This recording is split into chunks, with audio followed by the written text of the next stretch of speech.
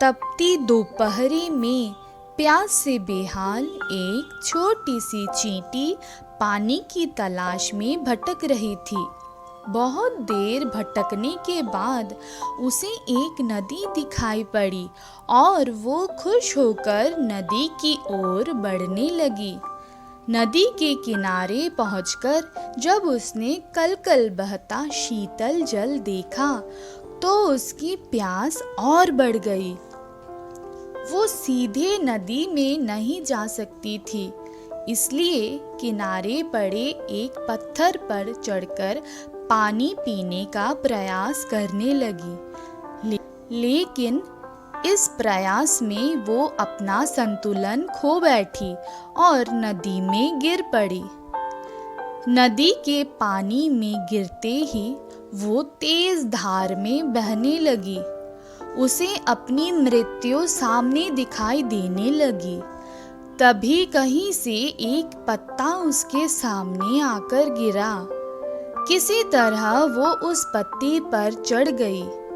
वो पत्ता नदी किनारे स्थित एक पेड़ पर बैठा कबूतर ने फेंका था, जिसने चींटी को पानी में गिरते हुए देखा था और उसके प्राण बचाना चाहता था।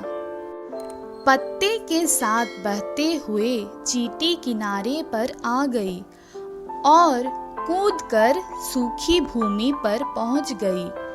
कबूतर के निस्वार्थ भाव से की गई सहायता के कारण चींटी की जान बच गई थी। वो मन ही मन उसका धन्यवाद करने लगी। इस घटना को कुछ ही दिन बीते थे कि एक दिन कबूतर शिकारी के द्वारा बिछाए जाल में फंस गया।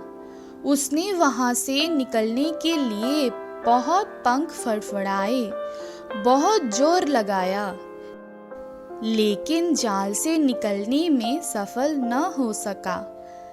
शिकारी ने जाल उठाया और अपने घर की ओर जाने लगा। कबूतर निस्सहाय सा जाल के भीतर कैद था।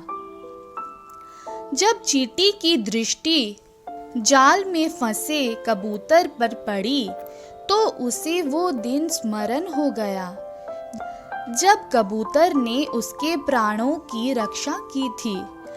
चींटी तुरंत शिकारी के पास पहुंची और उसके पैर पर जोर जोर से काटने लगी। शिकारी दर्द से छटपटाने लगा। जाल पर से उसकी पकड़ ढीली पड़ गई और जाल जमीन पर जा गिरा।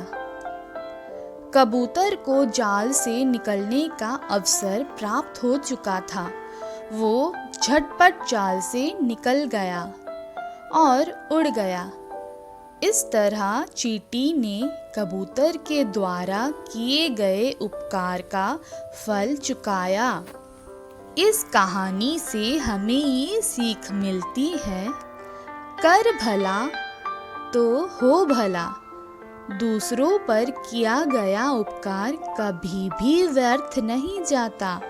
उसका प्रतिफल कभी न कभी अवश्य प्राप्त होता है। इसलिए सदा निस्वार्थ भाव से दूसरों की सहायता करनी चाहिए।